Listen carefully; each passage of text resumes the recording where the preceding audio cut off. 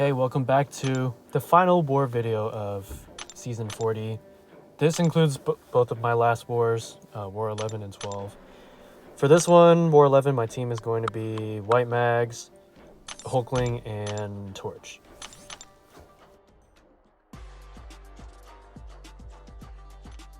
Okay, first up, I'm going on Path 1 this time for this Hit Monkey. It's just an easy Wags fight. I think I only throw SP3s only, because due to Masochism over time, there's debuffs on Wags' SP1 and 2. There's a Armor Break, and then there's a Bleed. That's going to trigger Masochism over time, so that's why I'll have to throw SP3s for this fight. Pretty straightforward, pretty easy. Just bait SP1s. You can dex out the SP2 if you want, but I don't want to, so yeah, that's about it for this fight.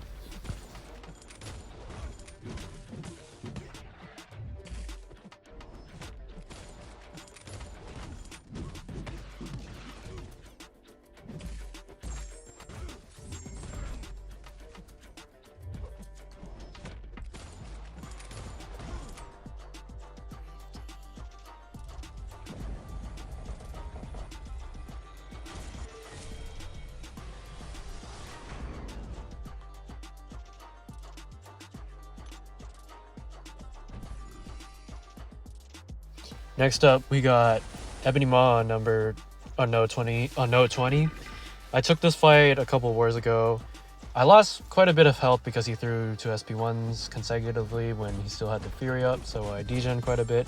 I'm gonna speed this fight up because it's just a really straightforward Torch fight. And this time, it went way smoother than my last fight. My last 20 Ebony Maw takedown. And he just goes down like a chump. And with minimal health loss. Alright, hopping back onto Path 3, it's an iDoom. My instructions were to use White Mags and throw SP1s to place the Armor Break on him to shut down his special Armor Up buff. And the node gives him like glancing if he has an Armor Up buff, but that can be shut down. I believe he's a metal champion, so I believe his ability accuracy can be reduced unless he has something special that I don't know about. And I have an excuse why I don't really know his kit. I don't have this guy. I can't pull him. I've given up.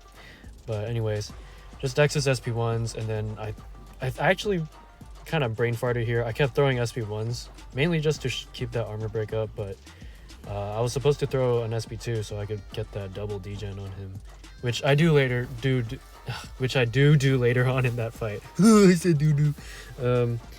I think I get hit by an SP1. I get hit by an SP1 later on. I don't know if it's input issues or skill issues, just right there. I don't know. I'm normally able to dex it. That was the first time I got hit by that this season, so it's whatever. I still have the indestructible, and it barely made a scratch on me. I'm about to throw the SP2 very soon, and pretty much it's a very straightforward fight, so I'll see you in the next fight.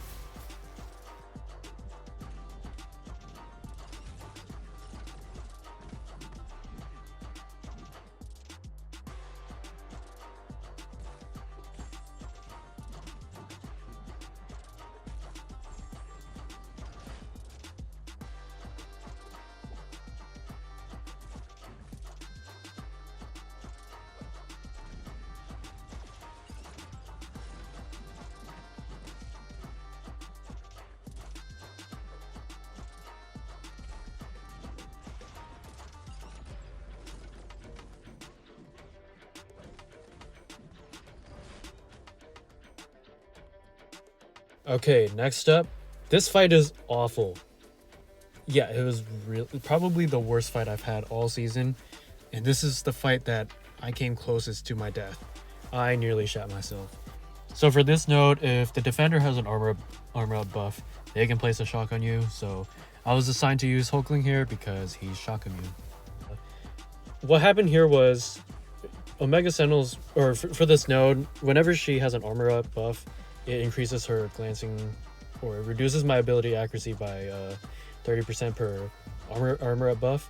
And what it does to Hulkling, it prevents me from placing any piercing buffs, so I can never go unblockable, which is very vital for this fight, because whenever I use Hulkling against Omega Sentinel, I just kind of hit into her block until I go unblockable and just will in.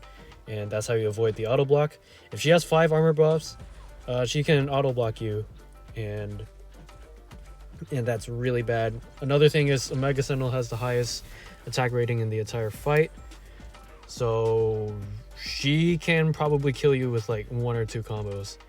But I got really lucky, and until I started editing, I realized this fight is actually doable. Notice whenever I blocked her special 1, she loses her armor, some of her armor buffs. So the problem here is I was fully dexing it, and that was not removing her armor. So I kind of resorted to hitting her block, hopefully to get some chip damage, but it's not doing much. I'm hitting like a 2-star, even probably because I don't have any piercing buffs. I think I'd get fully clipped by a SP1 later on, like right there, but the indestructible comes in clutch. That might have killed me, and I have a nice regen to gain all that health back. She's still glancing, being an annoying twat she is. There, I'm trying to go for an unblockable SP2, but it just doesn't work.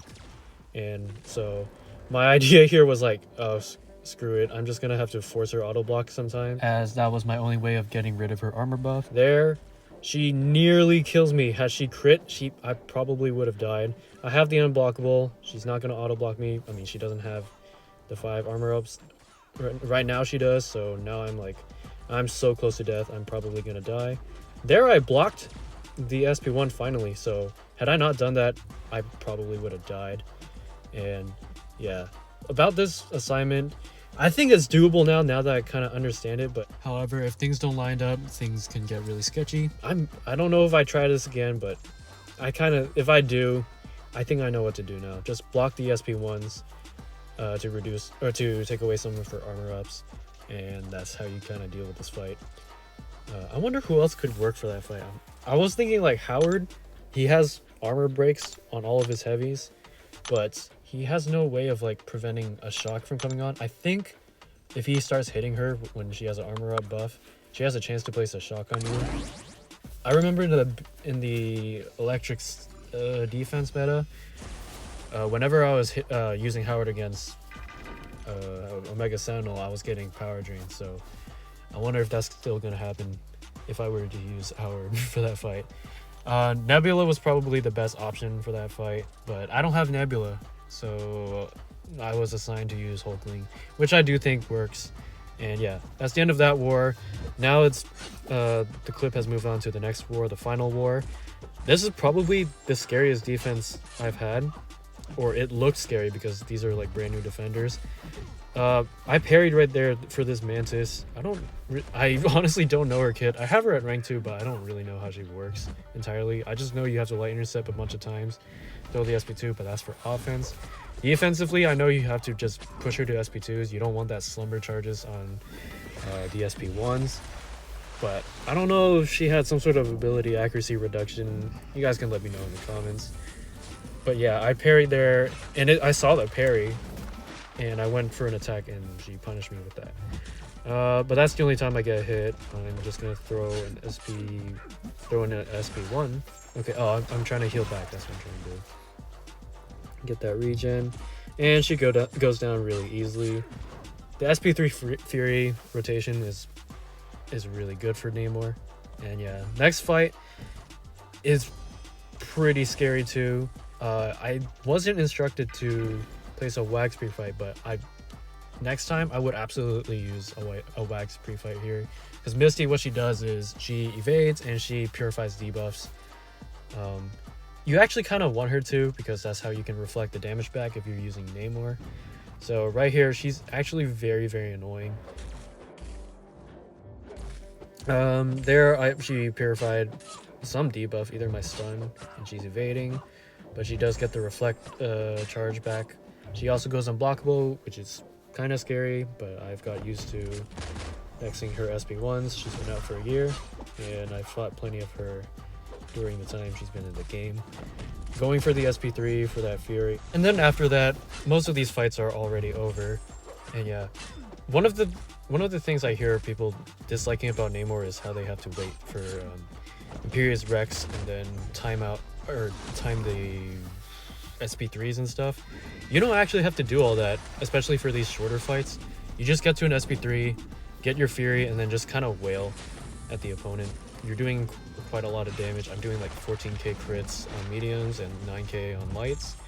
And yeah, that's my fault. I shouldn't have done a medium ender because that's unsafe on block.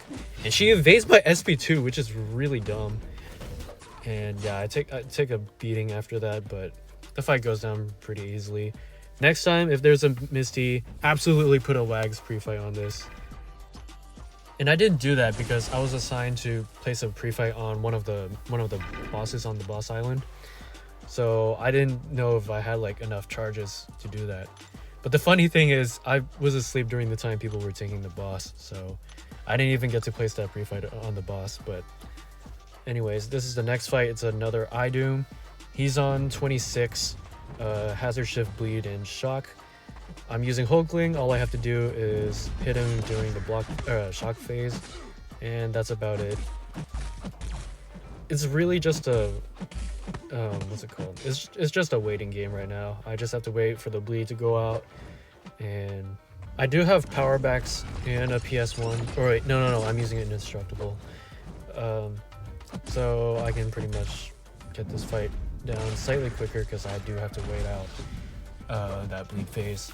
There, I forgot about, I think it's Conflictor, my Intimidate, I think that's what it's called. Is it Intimidate or Infuriate? I don't remember. I think it's Intimidate that makes him go passive. He shrugs it off, that triggers Conflictor.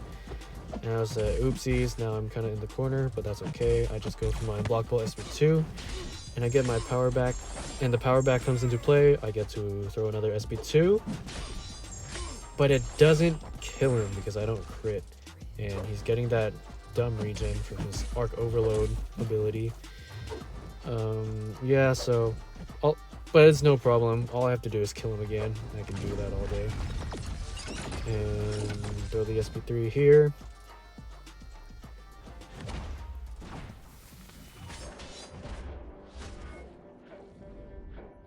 There's that, and I get the power back. He special locks me, and he goes unblockable, but that's no biggie. Just wait out that tech aura thing, and it goes away.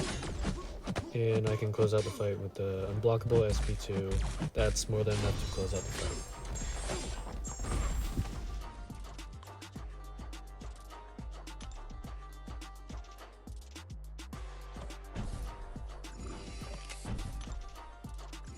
Alright, and then it's this same Kingpin on pass 7 again. I'm just gonna speed up the fight. It's, again, just spam your SP3s because SP1s and SP2s from White Magneto triggers debuffs. Don't want to do that, so you can honestly skip this part. It's pretty boring.